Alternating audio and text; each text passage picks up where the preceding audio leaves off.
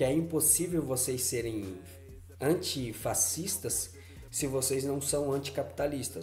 Bella ciao, ciao, ciao e seppellire la sua montagna sotto l'ombra di un bel fiore. Vamos compreender o nascimento desse conceito, desse termo aqui, fascismo. Existe um período na história que a gente chama de período entre guerra, que é de 1919 a 1939. O que aconteceu na Primeira Guerra Mundial? Vocês se lembram da aula de história? A Europa se fudeu, a Alemanha mais ainda. A Europa ficou totalmente destruída, tá? Ela fica destruída, então você tem crise, desemprego, fome. E com tudo isso, sempre em épocas de crise, de desemprego, de fome, a democracia ela é ameaçada. O povo perde a fé na democracia. Então vão às ruas para dizerem precisamos de mudanças. Logo, quando eles dizem que precisam de mudança e perdem a fé na democracia, sempre nasce uma figura messiânica. Sabe? Lembram-se do Messias?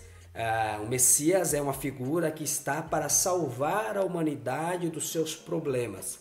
Sempre na história existe uma figura messiânica. No Brasil existiu o Collor, existiu o Fernando Henrique, existiu o Lula, existiu a Dilma e agora existe o Bolsonaro. Sempre existe uma figura messiânica que diz que tirará o povo da opressão e tirará o povo da crise, do desemprego e da fome. No entanto, essas figuras messiânicas, muitas vezes, elas são extremistas. Então o povo perde a fé na democracia e passa a ter fé no extremismo. E nós estamos falando aqui sobre um período da história, senhoras e senhores, que tá tudo muito louco, tá ligado? Tá tudo muito... As coisas estão totalmente fora do lugar. Na esquerda, no extremismo da esquerda, nós temos a União Soviética, na Revolução Russa de 1917, eu não quero falar aqui, senão eu vou levar muito tempo, tá? E na direita nós temos o extremismo da direita também, que vai ficar aqui do lado direito, porque eles não querem comungar, eles não são adeptos das ideologias da esquerda, como o comunismo e por aí vai. Perfeito? Mas, professor, na onde é que nasce o fascismo? O fascismo nasce na Itália. Por que nasce na Itália? Não sei se dá para vocês verem aqui, mas eu coloquei aqui, ó. A Itália, ela se fudeu na Primeira Guerra. Por que ela se fudeu na Primeira Guerra?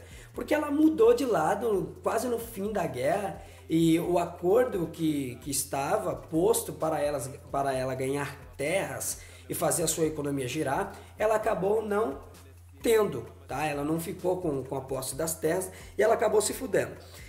Aí, obviamente, senhoras e senhores, quando o acordo não é cumprido e eles acabam se ferrando, nós temos na Itália uma crise econômica e nascimento de um partido chamado Partido Fascista em 1921. Tá? Lembra isso daqui que eu falei para você? Que é a perca da fé na democracia por causa da crise, desemprego e fome.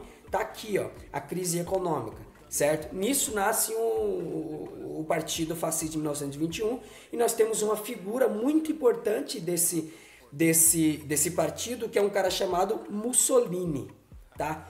Quais são os ideais do Mussolini? Defendia o militarismo, você sabe muito bem, a defesa do militarismo é uma questão de autoritarismo, perfeito? O militar sempre com armas em punhos, ele não permite as pessoas serem contrárias à sua imposição, perfeito? Então nós temos aqui, ele defendia o militarismo, o nacionalismo exagerado. Nós não estamos aqui falando contra o nacionalismo, nós estamos falando contra o nacionalismo exagerado, perfeito? Não tem nenhum problema você ser nacionalista, o problema está quando você é um nacionalista exagerado, tá? Que aí acarreta uma série de problemas, uma série de fatores. E é bom a gente enfatizar aqui que nacionalismo é totalmente diferente de patriotismo, ok? Uma outra hora eu vou abordar esses dois termos e esses dois conceitos pra gente aprender como é que funciona isso. Outro ideal do Mussolini é o partido único, ou seja, não existe pluralidades de partidos. ele quer propor um partido único, perfeito? Para que uma ideia apenas seja posta. E obviamente nós temos entre os ideais do Mussolini o anticomunismo. Então imagine só, se esse cara aqui, o Mussolini, ele é anticomunista, de qual lado aqueles que estão aqui na direita eles vão ficar? Da esquerda, que está aqui na União Soviética, infelizmente nós temos aqui o extremismo da União Soviética, perfeito? Ou vão ficar aqui na direita, certo? Eles, obviamente, se ele é anticomunista, os da direita, tá? Que são os burgueses, eles vão ficar do lado do Mussolini, perfeito? O problema é, senhoras e senhores, como eu disse, que essa fé, essa perca da democracia aqui, a fé na democracia, eles passam a ter fé no extremismo, e esse extremismo é assustador, perfeito? Porque o Mussolini aqui, além de ele ser anticomunista também, ele faz as propagandas de si mesmo. Então nós temos aqui uma outra característica, que é culto ao Estado e ao líder. Certo? Ele investe em propagandas, nossa, parece que eu estou falando do Brasil, né? Ele investe em propaganda para o nome dele ficar cada vez mais forte e de uma vez por toda ele tomará o poder. Existiu em 28 de outubro de 1922 a Marcha sobre Roma. O que é isso, professor? Todas as pessoas adeptas aos ideais fascistas, do Partido Fascista, vão à rua, tá, para fazer a sua propaganda, e a partir disso que o Mussolini se torna o primeiro-ministro. Ao se tornar o primeiro-ministro, ele alavanca a economia da Itália. E como é que ele faz isso? Com a exploração das colônias, o arrojo salarial, que é o congelamento do salário, e isso diminui a inflação.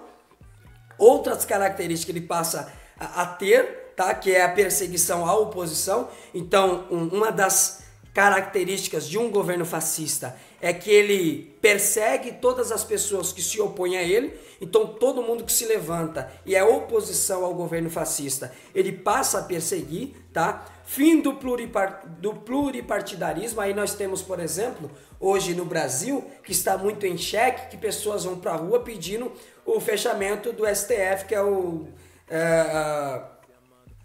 Tribunal Federal, certo? Então, o Supremo Tribunal Federal. Então, como é que isso ocorre na cabeça de um fascista? Eu fecho o Congresso, eu imponho um partido único e todo o poder está nas minhas mãos, certo? Fim do pluripartidarismo, Tratado de Latrão, que é a criação oficial do Estado da Cidade do Vaticano. Nós temos aqui, nesse período, rinchas entre a igreja e entre o Estado. Então os dois vão se sentar, vão conversar e vão falar assim: olha, vocês ficam aqui com esse pedaço de terra e eu fico com as demais terras. Então nós temos a criação do Estado da Cidade do Vaticano.